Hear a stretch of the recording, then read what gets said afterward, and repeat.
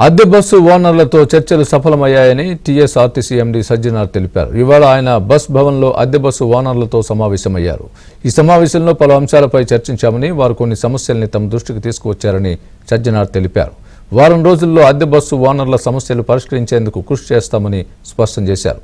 సమస్యల పరిష్కారం కోసం ఒక కమిటీని వేస్తామని కూడా తెలిపారు.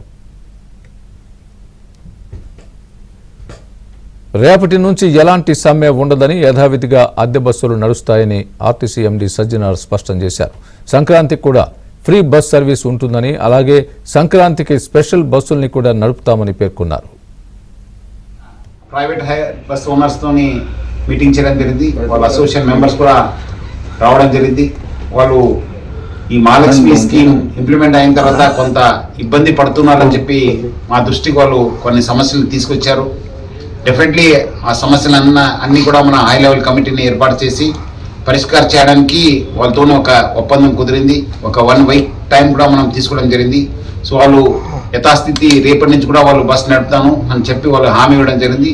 సో ఎటువంటి సమ్మె కానీ ఏం లేదు. యాజమాన్య దృష్టిలో కూడా ఆ సమస్యలు ఉన్నాం. ఎందుకంటే మన బస్సులో కూడా ఆ సమస్యను మనం ఫేస్ చేస్తున్నాం. అవి కూడా మనం కన్సిడర్ చేసి మనం సైంటిఫిక్గా మనం వర్కౌట్ చేసి డెఫినెట్లీ ఈ యొక్క సమస్యని పరిష్కారం చేయడానికి యాజమాన్యం కృషి చేస్తుంది. సమస్యల పరిష్కారం కోసం ఎండీ సజ్జనార్ను కలిశామని, ఆయన సానుకూలంగా స్పందించారని ఆర్టీసీ అద్దె బస్సు యాజమాన్యం తెలిపింది.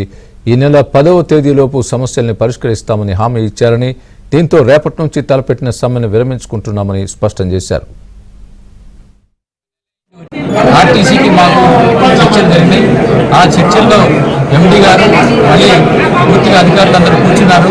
మినిస్టర్ గారు కూడా మా అసోసియేషన్కి చాలా ప్రిఫరెన్స్ ఇచ్చారు, సానుకూలంగా స్పందించారు. వారికి ధన్యవాదాలు తెలియజేస్తున్నాం.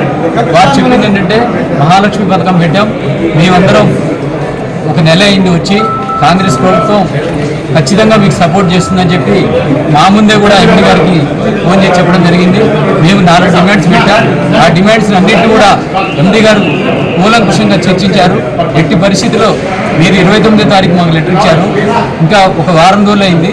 మేము ఎట్టి పరిస్థితిలో కూడా నిన్ననే అది ప్రభుత్వానికి కూడా తెలియజేసాం. ఫైనాన్స్ మ్యాటర్ ఇది, కొన్ని కోట్లలో ఉంటుంది డిఫరెన్స్.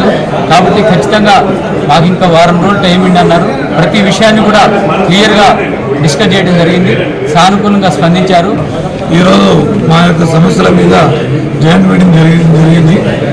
జాయింట్ మీటింగ్లో ఎండీ గారితో ఆఫీసర్స్తో కూర్చున్నాను. మా యొక్క సమస్యల్ని వాళ్ళు కూలంకషంగా చర్చించి పరిష్కార దిశగా 10వ తారీఖు వరకు పరిష్కరిస్తామని చెప్పినారు.